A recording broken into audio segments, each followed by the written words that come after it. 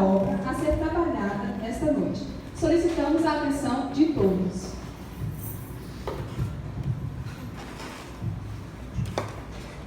Antígona.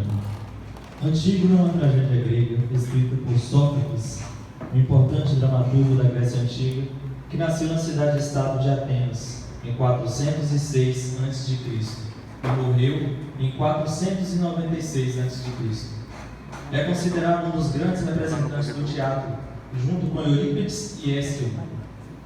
Viveu no período de maior desenvolvimento cultural do local. Nesse momento, a cidade estava sob a liderança de Péricles, que se estende nas vitórias dos gregos sobre os persas, até quase o fim da guerra do Peloponeso. Filho de um fabricante de armaduras de nome Sófocles recebeu na infância e na juventude uma educação bem tradicional, nos moldes atenienses, ou seja, valorizando os aspectos culturais.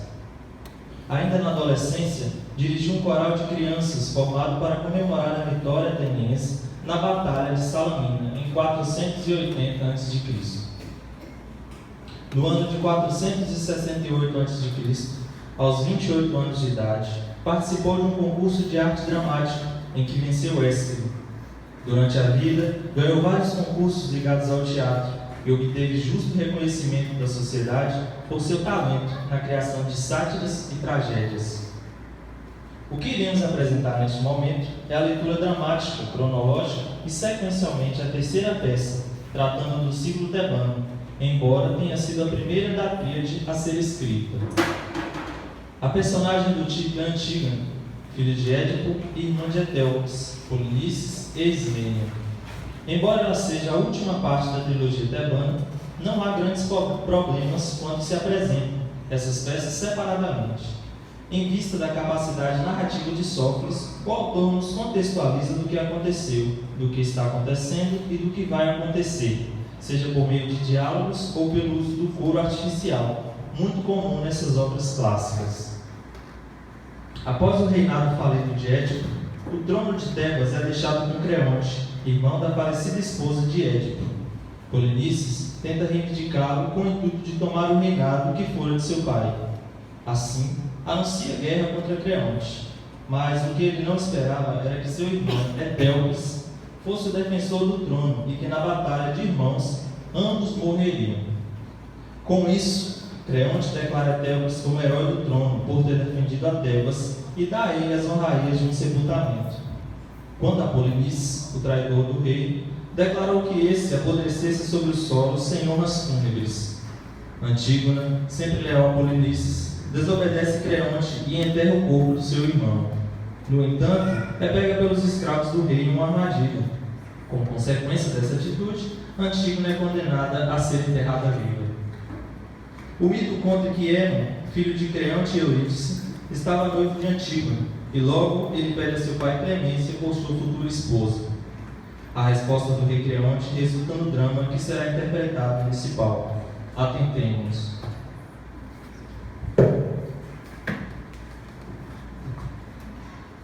Senhoras e senhores, é chegado o grande momento. Assistiremos agora a tragédia grega Antígona.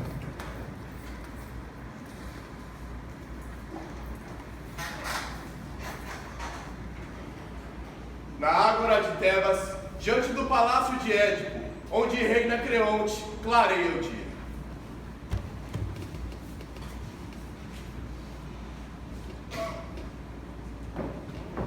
Ismênia, minha querida irmã, companheira de meu destino, de todos os males que Édipo deixou, haverá algo que ainda não tenha afligido nossa vida infeliz? Ainda hoje, o rei acaba de despedir para uma por toda a cidade. Já conheces o Édipo?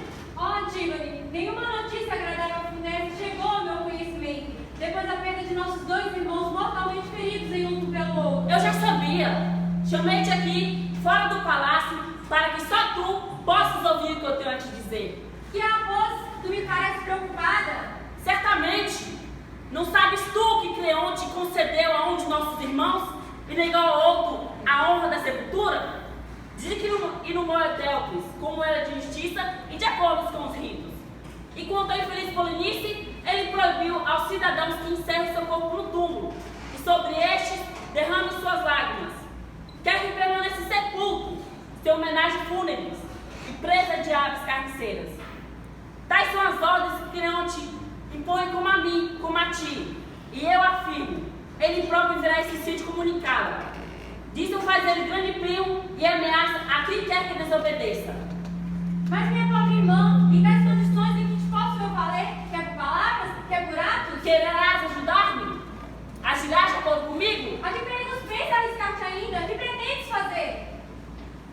Ajudarás esses meus braços a transportar o cadáver? Queres tu realmente sepultá-lo, embora isso tenha sido verdade a toda a cidade? Uma coisa é certa, Polini será meu irmão e teu também. Embora recuse o que eu te peço, não poderei ser acusado de traição para o meu dever. Infeliz, apesar da proibição de Creonte ainda insiste. Ele não tem o direito de me coagir a abandonar os meus. Ai de nós, pensa minha irmã e nosso pai como morreu esmagado pelo ódio e pela desonra, quando inteirado dos crimes que praticaram com os olhos com as próprias mãos. Pensa em nossos irmãos que no mesmo dia, perecendo ambos, desgraçados, dando-se a morte reciprocamente. Convém não esquecer ainda que somos mulheres e como tais não podemos lutar contra homens. De minha parte, pedindo a nossos mortos que me perdoem, visto que sou obrigada, obedeceremos ao que estou no poder. É loucura tentar aquilo que ultrapassa as nossas forças. Não insistirei mais, e ainda que mais tarde queira ajudar-me, já não me darás prazer algum. Faça tu o que quiseres, quanto ao meu irmão, eu sepultarei. Será um belo fim se eu me retiro cumprindo esse dever. Hei de jazer sobre a terra eternamente. Quanto a ti, se isso te apraz, despreza as leis divinas. Não as desprezo, mas não tenho forças para agir contra as leis da cidade. Invoca esse pretexto. Erguerei um túmulo para meu irmão muito amado. Ah, pobre infeliz, eu me aflijo por ti. Não temas por minha vida, trata de salvar a tua. Ao menos não diga a ninguém o que vais fazer. Guarda segredo que eu farei o mesmo. Não! Falas tu! Me serás mais odioso silenciando do que disseres a todos o que eu quero fazer. Tu pareces desejar, com o coração ardente, o que nos causa calafrios de pavor.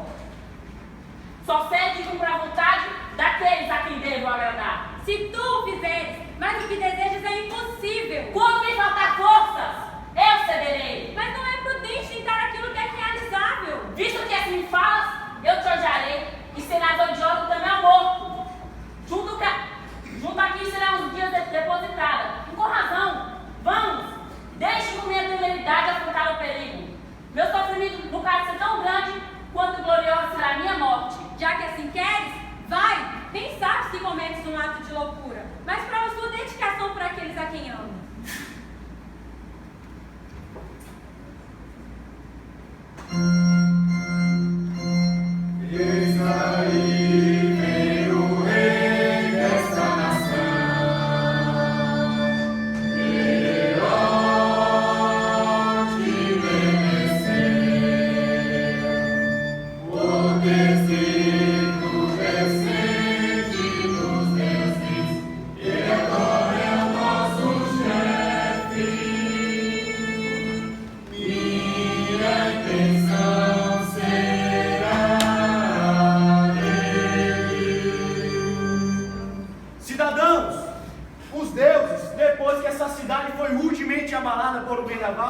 Deram-nos a segurança e a calma.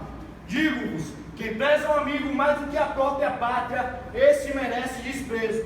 Jamais considerarei meu amigo quem for inimigo de minha nação. Obedecendo a estes princípios, é que desejo promover a felicidade de Tebas. E, com esse mesmo espírito, ordenei que fosse tornado público o meu decreto aos filhos de Édipo. Eteocles, que lutando em prol da cidade, morreu com inigualável bravura, seja por minha ordem expressa, devidamente sepultado, e que se lhe consagrem todas as oferendas que se depositam sobre a terra para os mortos mais ilustres. Quanto a seu irmão, Polínice, que só retornou do exílio com o propósito de destruir totalmente o país natal, declaro que fica terminante proibido honrá-lo com túmulo ou lamentar a sua morte. Seu corpo ficará insepulto, para que seja devorado por cães e aves. Criminosos não obterão honrarias. Assim te agrada tratar, ó Creonte, filho de Meneceu, o inimigo e o amigo deste país. Tu és o Senhor, a ti compete impor a lei, tanto aos vivos quanto aos mortos. Zelai agora, pela fiel execução de minhas ordens. Aos mais jovens deves confiar esse encargo. já tem os servos encarregados de guardar o morro. Que mais nos ordenas, então? Que não tenhais piedade para com aqueles que infringirem minhas ordens. Ninguém é louco, a ponto de desejar a morte. Tal será, com efeito, a consequência. Mas, pela ambição que estimula, o desejo do ganho muitas vezes põe a perder os homens. Eis aí o que voltou do palácio. Veio a propósito.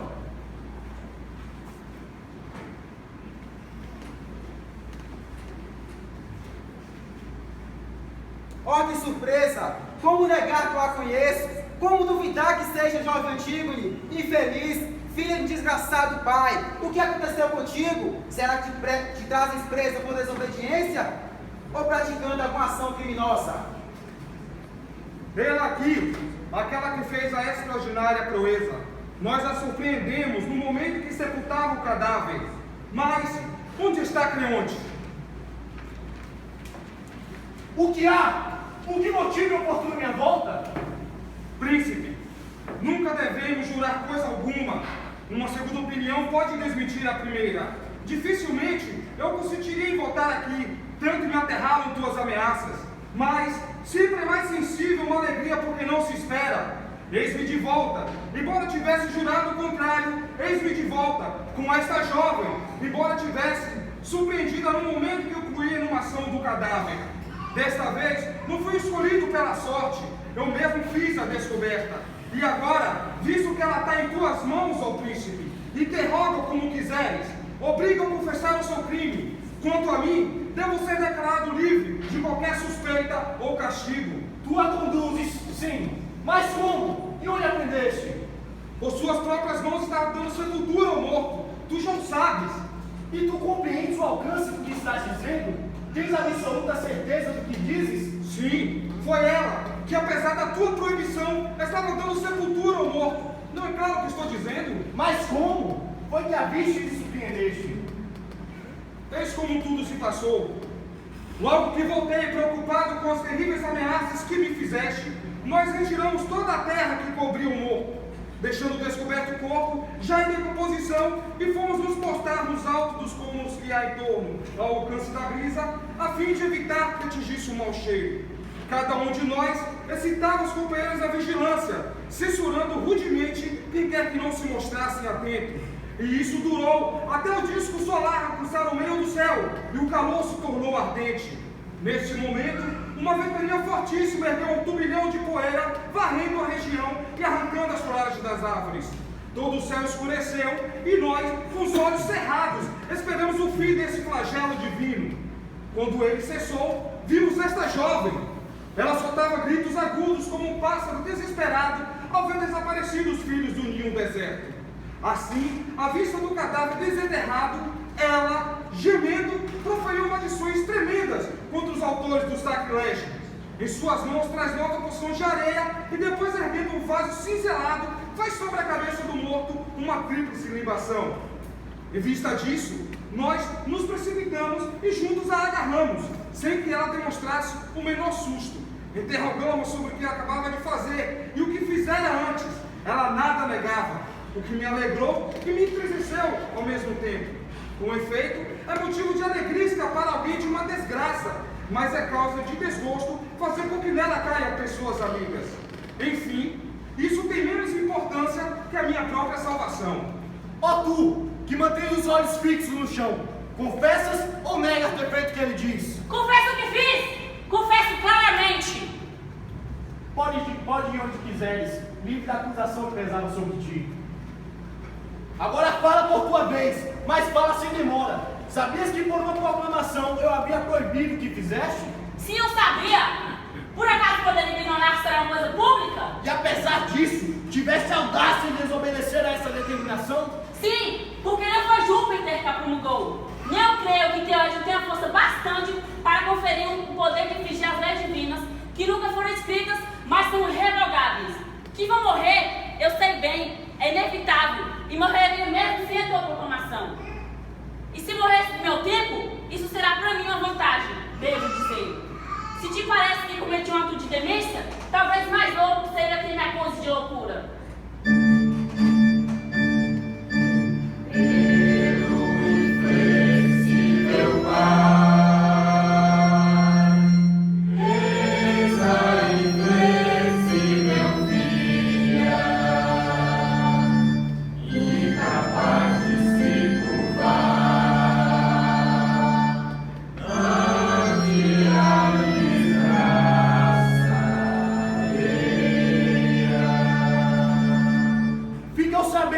pois os espíritos mais rígidos são precisamente aqueles que se deixam abater. Esta criatura agiu temerariamente, desobedecendo as leis em vigor e, para agravar, com a segunda ofensa, acaba de se gloriar do ato que praticou. Eu não seria mais um homem, e é ela que me substituiria, se essa atitude que assumiu ficasse impune. Ela e sua irmã não escaparão à sorte mais funesta, porque acusa a outra de haver igualmente premeditado o sepultamento do irmão. Chamai-a! Eu a vi no palácio há pouco, desvairada, fora de si. Visto que já me tens presa, que mais queres tu, além de minha morte? Nada mais. Com isso já me darei por satisfeito. Por que demoras, pois? Em tuas palavras tu me causas horror, e assim seja sempre. Também todos meus atos te serão odiosos. Que maior glória posso eu pretender do que repousar no túmulo do meu irmão? Estes homens confessariam que a prova que eu fiz se não tivesse medo. Mas um dos privilégios da tirania consiste em dizer e fazer o que quiser. Em Tebas, só tu assim considera as coisas. Eles pensam como eu. Mas para te agradar, silenciam. E tu não tinha vergonha de emitir essa opinião? Honrar meu irmão não é vergonha. E por acaso não era teu irmão também? Sim. O outro que morreu? Era filho do mesmo pai e da mesma mãe. Então, por que peças a um essa homenagem que apresenta impiedade para com o outro? É Teucris não faria tal acusação. Mesmo morto, nunca é amigo ou inimigo. Eu não nasci para o ódio, somente para o amor. Se amar o que queres, vai amar aos mortos, enquanto eu governar, mulheres no governo.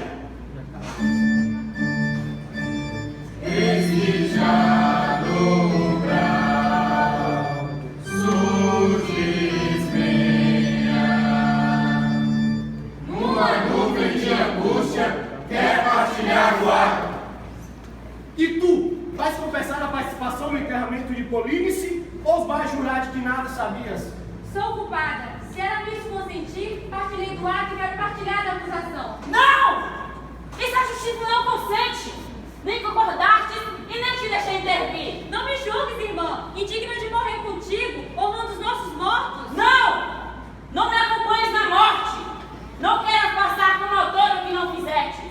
Meu sacrifício só bastará. E como poderei eu viver, minha irmã, sem tua companhia? Pergunta a Creonte. Todos os teus cuidados são para ele. Por que me magoas assim, sem proveito algum para ti? Se escarneço de ti, é com dor profundo que faço. E que posso eu tentar em teu benefício? Salva a tua vida. Não tenho a menor inveja de ti. Como sou infeliz, não poderei compartilhar de tua sina. Tu escolheste a vida e eu a morte. Mas não porque tenha esquecido o que me cumpria dizer-te. Há de haver quem te dê razão, mas a mim também. No entanto, se o crime existe, é de nós ambas. Tranquilize-te. Tu viverás. Quanto a mim, dediquei minha alma ao culto dos mortos. Essas duas jovens perderam a razão. Evidentemente, uma enlouqueceu agora, a outra desde que nasceu. Vais matar a esposa de teu filho? Não lhe faltam terras férteis a lavrar. Mas não há mulher mais digna dele do que ela. A meus filhos não darei mulheres ruins. Pobre irmão, pouco faz o seu pai de ti. Estou farto desses teus discursos. Será que arranques a teu próprio filho. Será o Hades que romperá por mim esse noivado? Parece-me, pois, que está definitivamente resolvido. Ela morrerá. Tal é minha decisão. Nada de demora. Levai-as para o palácio, escravos. Quero que essas mulheres sejam amarradas e que não mais andem em liberdade. Os mais corajosos fogem quando sentem que a morte os ameaça. Eis aí vem Emo. Dentre os teus filhos, é ele o último nascido.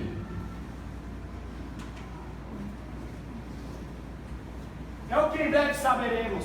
Melhor do que os adivinhos, meu filho, sabedor da sentença irrevogável que profere contra tua noiva. Fez enfurecido contra teu pai ou continuas apesar do que fiz? Pai, eu te pertenço. Teus sábios conselhos têm me guiado e eu seguirei. Para mim, não há casamento algum que possa prevalecer sobre tua vontade. Isso, meu filho, é o que há de ter sempre em seu peito. Não oposto nunca à vontade paterna. Meu pai, os deuses deram a razão ao homem com o maior bem que dentro dele já existe. Não saberei dizer se assim falando está certo ou errado. Mas eu, sozinho na sombra, vejo e escuto quando chora essa cidade a sorte dessa jovem, inocente e nobre mais que qualquer outra, condenada à mais terrível morte por haver cumprido a ação mais meritória, a de não deixar que seu irmão, morto na luta, insepulto, fosse entregue a cães e aves. Muda de opinião, que homem superior é esse que nasce sabendo, sem ter que aprender mais nada com ninguém?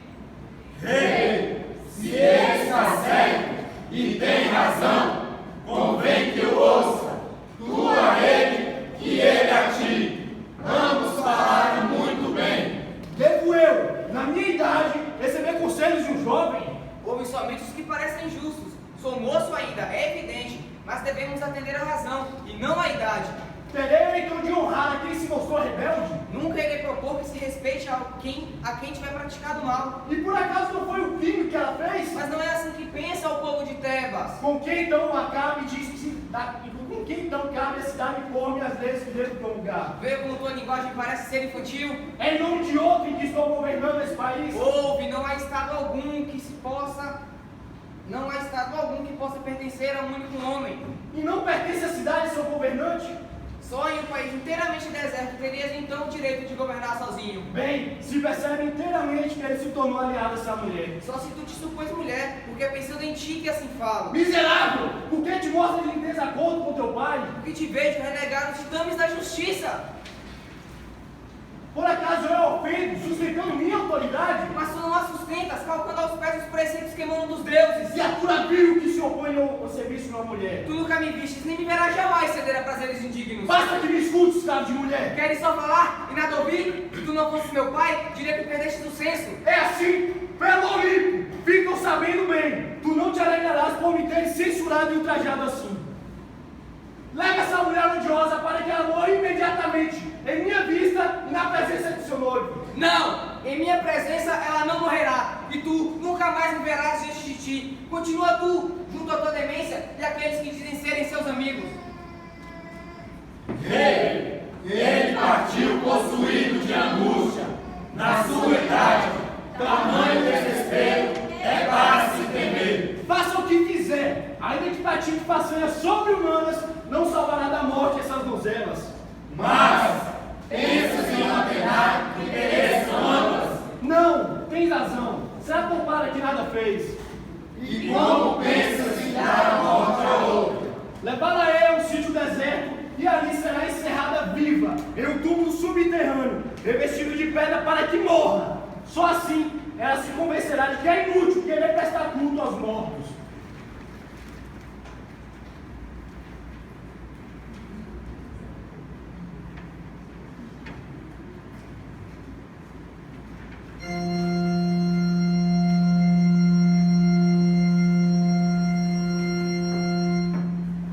Cidadão de Tebas, minha pátria, vede-me caminho para a atalho fatal, contemplando pela última vez a luz rutilante do sol.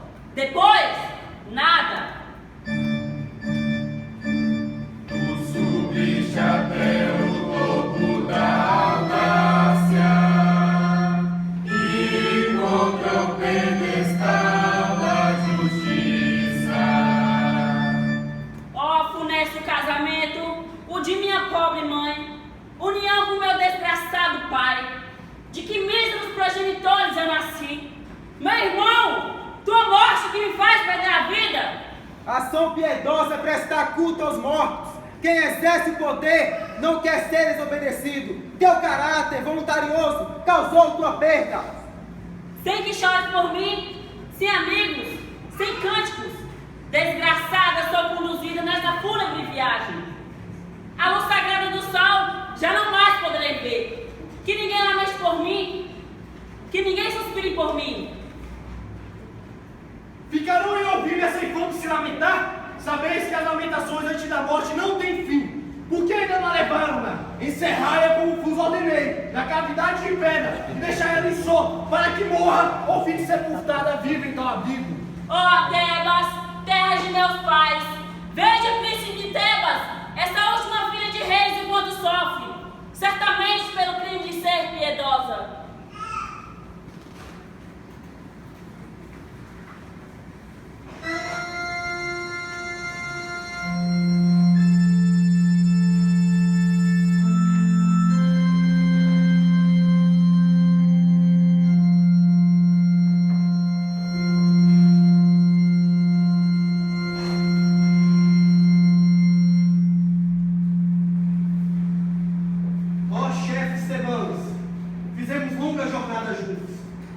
nós vê pelo outro.